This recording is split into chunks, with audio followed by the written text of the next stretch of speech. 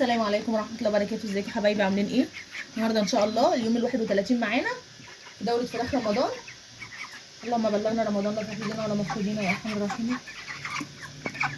كنت امبارح يا حبايبي كنت بقول لكم انا هسال على اسعار الفراخ النهارده.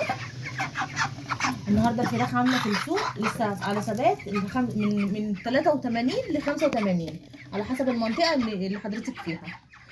والكتكوت النهارده عامل من 16 جنيه لحد 20 جنيه. ده على حسب نوع الكتكوت وعلى حسب المكان برضك اللي بتشتري منه. طيب هنسمي الله وهنبتدي النهارده. بصوا يا حبايبي، دي الميه انا مش حاطه عليها اي اضافات. هنحط الاضافه النهارده على العلف. سمي الله بس كده عشان هما جعانين. نحط لهم الميه الاول.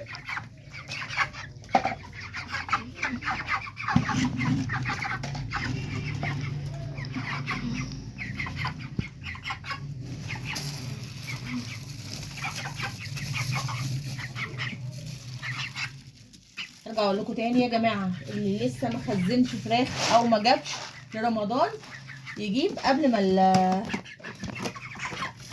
ما الاسعار تعلى قوي وتبقى خارجه عن السيطره. بصوا يا حبايبي، انا هنا هحط بس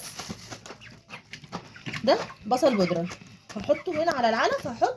ده كيلو علف، يعني هحط حوالي معلقه كبيره بس تكون ممسوحه مش مليانه قوي على اخرها.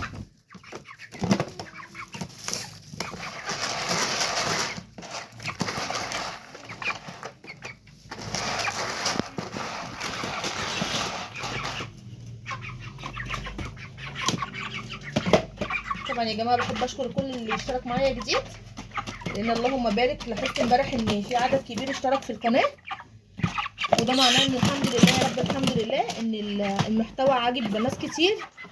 فيا رب اكون عند حسن ظنكم باذن الله، واكون قادره اوصل لكم المعلومه ولو بسيطه قوي. ربنا يجعلها في ميزان حسناتنا يا رب.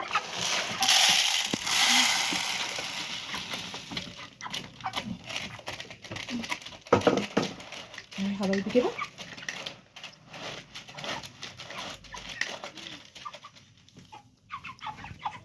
العلف هنا اهو.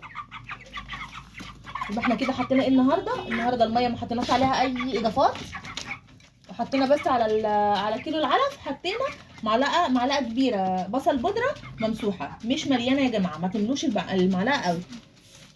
وده كان الفيديو بتاعنا النهارده. فيا ريت لو عجبكم الفيديو فعلوا زر الجرس واشتركوا في القناه عشان يوصلكم كل جديد.